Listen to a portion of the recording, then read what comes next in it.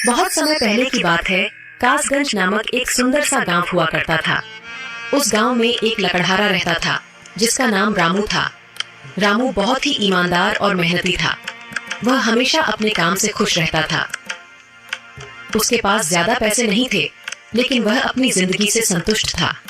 रामू के परिवार में उसकी पत्नी और उसके 2 बच्चे थे।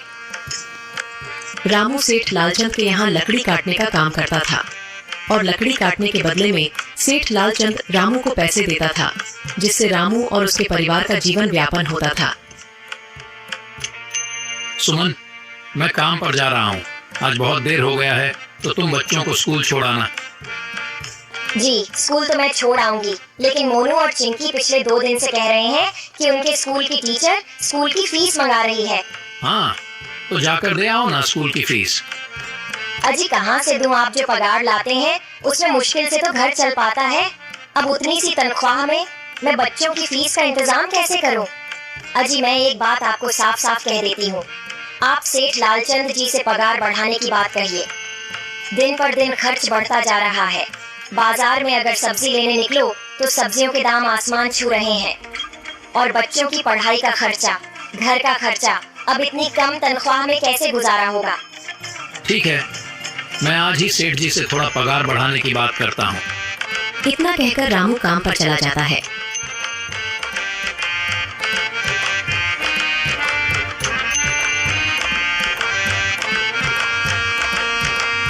अरे भाई, आज तो पगार का दिन है। देखो, अब यह सेठ लालचंद कोई ना कोई लोचा जरूर करेगा। हमेशा कोई ना कोई बहाना बनाकर पगार कम कर देता है। और अगली बार तो मेरी आधी पगार काट ली थी, यह कहकर कि जो मैंने लालचंद जी से 200 रुपए उधार लिए थे, उसका ब्याज बढ़कर 1000 रुपए हो गया है। इसलिए मैं तुम्हारी पगार में से 1000 रुपए काट रहा हूँ। हाँ हरिया भाई, तुम एकदम ठीक कह रहे हो। ये सेठ लालचंद ना एक नंबर का चालाक और लालची इंसान है। एक तो दुगुना काम ले लेता है और बदले में पैसे भी पूरे नहीं देता। हाँ भाई, मेरे भी अगली बार सेठ लालचंद ने पगार काट लिए थे। मैंने बस 2 छुट्टी ली थी जब मेरी बिटिया बहुत बीमार थी, और इस लालचंद ने इस बात का फायदा उठाकर मेरी पूरी आधी पगार काट ली। हे भगवान, बस सेठ जी इस बार मेरी पूरी पगार दे दें। बच्चों के स्कूल की फीस भी भरनी है। ऐसे सभी लकड़हारे अपने काम पर लग जाते हैं। काम करने के बाद सेठ लालचंद के पास जाते हैं।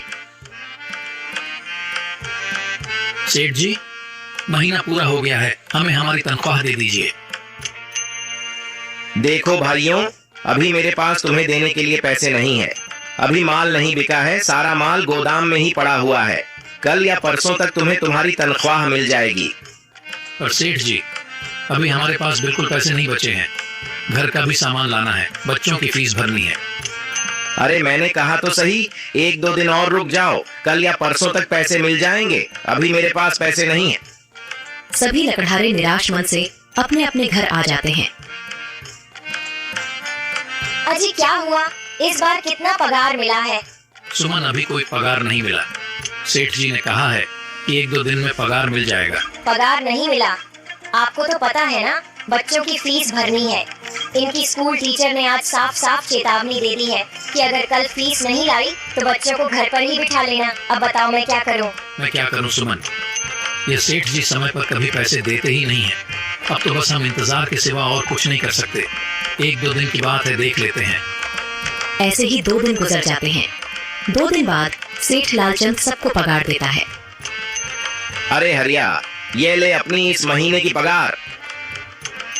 सेठ जी, यह तो बस 2000 है। मैंने तो इस महीने 3000 तक का काम किया है। हाँ, काम तो किया है, लेकिन तूने 1-1 घंटे आराम भी तो किया है। ये पैसे उसी आराम के कांटे हैं। पर सेठ जी, आपने तो कहा था 8 घंटे काम के महीने में 3000 मिलेंगे, और मैंने तो 8 घंटे काम किया और 1 घंटे आराम। देख हरिया, मुझे ज्यादा हिसाब किताब ना समझा। ये 2000 रख, अगर चाहिए तो, और अगर नहीं चाहिए तो कहीं और काम ढूंढ ले। बेचारे हरिया के पास उन पैसे को लेने की सिवाय और कोई रास्ता नहीं था। हरिया चुपचाप वह पैसे रख लेता है। रामू, ये लो तुम्हारे 2500 रुपए। पर सेठ जी, 2500 क्यों? मेरे तो पूरे 3000 बनते हैं ना। मैंने तो कोई छुट्टी भी नहीं की और ना ही कोई आराम।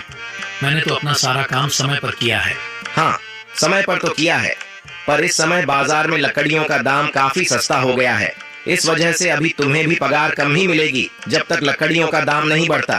पर सेठ जी, बात तो 3,000 की हुई थी ना, अब 2,500 में मैं कैसे घर चलाऊंगा? बच्चों की स्कूल की फीस भी भरनी है सेठ जी। इस बार आप पूरे पैसे दे दीजिए। 2,500 ही मिलेंगे तुझे। यहाँ काम करना है तो कर, वरना कहीं और काम ढूंढ ले।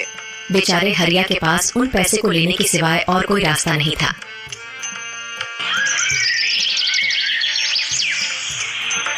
अरे भाई, यह सेठ लालचंद एक नंबर का बेईमान इंसान है। सारे पैसे अपनी जेब में भर लेता है और बहाने बनाता है कि लकड़ियों के दाम सस्ते हो गए हैं। देख लेना, हम गरीबों की किसी न किसी दिन इसे जरूर हाय लगेगी। नहीं हरिया, ऐसे नहीं कहते। वह हमारे अन्नदाता है।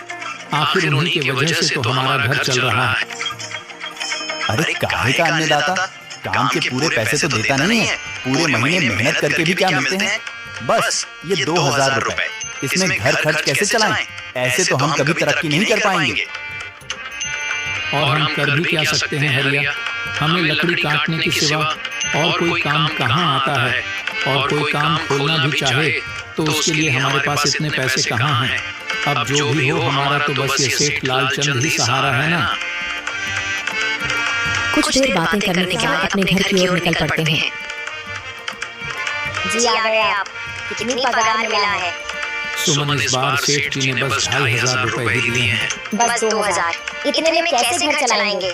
बच्चों की फीस में ही 1,000 रुपए निकल जाएंगे। फिर 1,500 में क्या क्या करेंगे? अब मैं क्या कहूँ सुमन, अब तुम्हें इसी में ही गुजारा करना होगा। तुम सबसे पहले बच्चों की फीस भर देना, इसके बाद बाकी का मैं देखता हूँ। अजी आप क्या देख लोगे? सेठ जी से पूरे पैसे तो मांगे नहीं गए आपसे? नहीं सुमन, मैंने सेठ जी से पैसों के लिए कहा था, पर सेठ जी ने साफ इनकार कर दिया और कहा, ये लेना है तो लो, वरना कहीं और काम ढूंढ सकते हो। मैं सोच रहा हूँ कि लकड़ी काटने के बाद मैं कहीं और भी काम ढूंढ लूं। सेठ जी के यहाँ से काम करने के बाद मैं दूसरी जगह पर काम किया करूंगा, इससे कुछ ज्यादा आमदनी हो जाएगी। आज ही मैं सेठ जी के यहाँ पर काम करने के बाद और भी जगह काम ढूंढने जाऊंगा। इतना कहकर रामू काम पर निकल जाता है और जैसा कि रामू ने कहा था, वह लालचंद के यहाँ काम करने के बाद काम की तलाश में निकल जाता है। रामू पूरे गांव में काम ढूंढता है, दुकानों दुकानों पर जाकर लोगों से काम मांगता है, मगर हर जगह रामू को केवल निराशा ही हाथ लगती है। अंत में थक हार कर रामू वापस जाने लगता है। तभी वह देखता है कि अचानक बहुत सारे भैंसों का झुंड उसकी तरफ दौड़े आ रहा है। यह देखकर रामू बहुत डर जाता है। वह इधर उधर देखता है तो उसे एक गुफा दिखती है और वह गुफा में जाकर छुप जाता है। जब भैंसों का झुंड वहां से निकल जाता है, तब रामू की जान में जान आती है। हे भगवान, आज तो बाल बाल बच गया मैं, वरना आज तो मैं इन भैंसों के पैरों तले तो कुचला ही जाता। पर यह मैं कहाँ आ गया? रामू यह सब सोच ही रहा था कि तभी उसकी नजर गुफा में रखी एक टोकरी पर जाती है। रामू उस टोकरी के पास जाता है। ये कैसी गुफा है? ये कैसी टोकरी यहाँ पड़ी है? इसे मैं घर ले जाता हूँ, सामान रखने के काम आ जाएगी। रामू जैसे ही इस टोकरी को हाथ लगाता है, गुफा में से एक आवाज आती है, इसे छूने की कोशिश मत करो। यह आवाज सुनकर रामू एकदम पीछे हट जाता है। तभी गुफा में एक झुंड प्रकट हो जाता है और वह रामू से कहता है, कौन हो तुम और मेरी गुफा में क्या कर रहे हो? मुझे माफ करना, आप जो भी हो। कुछ भैंसों का झुंड मेरे पीछे पड़ गया था और उनसे बचने के लिए मैं इस गुफा में आकर छिप गया और फिर मेरी नजर इस टोकरी पर गई। माफ कीजिए, मुझे लगा यहाँ कोई नहीं है तो यह टोकरी किसी की नहीं होगी, इसलिए मैंने इसे छुआ। रामू, तुम्हें डरने की जरूरत नहीं है। मैं तुम्हारे बारे में सब जानता हूँ। मैं कौन और आप इतने विचित्र क्यों दिखाई पड़ रहे हैं? आप अपना परिचय दीजिए। कौन है आप? मैं एक जिन हूँ और मैं कई सालों से इस गुफा की रक्षा कर रहा हूँ।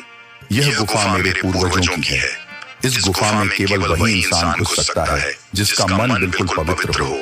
अगर तुम अपवित्र होते तो तुम इस गुफा में कभी नहीं घुस पाते। तुम एक सच्चे इंसान हो इसलिए तुम इस गुफा में घुस पाए और इस टोकरी को छू पाए। अब तुमने इस टोकरी को छुआ है तो यह टोकरी तुम्हारी हुई।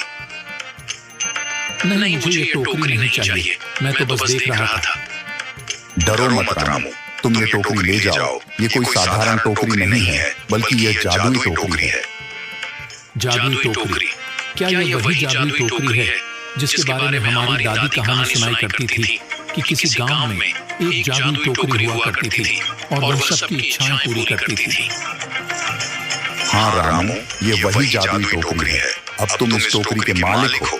तुम इसके इस्तेमाल से अपनी स्थिति सुधार सकते हो, पर याद रखना, तुम जो भी वस्तु इस टोकरी में एक बार डालोगे, वह चीज ही तुम्हें बार बार इस टोकरी में डालनी होगी।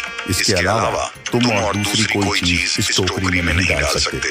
अगर तुमने ऐसा किया तो इसका परिणाम तुम्हें ही भुगतना होगा। मेरी इस बात को हमेशा ध्यान में रखना और सोच समझकर बिना लालच किए इस टोकरी में वही सामान रखना जिसकी तुम्हें जरूरत हो। रामू टोकरी को लेकर घर आ जाता है। सुमन, ये देखो, ये मैं क्या लेकर आया हूँ। क्या लाए हो आप? बस ये एक टोकरी। सबसे पहले ये बताइए, आप तो काम की तलाश में गए थे ना, तो कोई दूसरा काम मिला कि नहीं? नहीं। अरे सुमन, मेरी पूरी बात तो सुनो। ये कोई ऐसी वैसी टोकरी नहीं है, बल्कि ये एक जादुई टोकरी है। रामू सुमन को वह सारी घटना के बारे में बताता है जो उसके साथ हुई। अच्छा, तो आपका कहने का मतलब है कि इस टोकरी में हमें कोई ऐसी चीज डालनी होगी जिसकी हमें सबसे ज्यादा जरूरत हो। हाँ सुमन, हमें सोच समझकर ही इसमें कोई चीज डालनी होगी। रामू थोड़ी देर सोचता है, फिर उसका ध्यान उन लकड़ियों पर जाता है जो एक बार उसने सुमन को रखने को दी थी।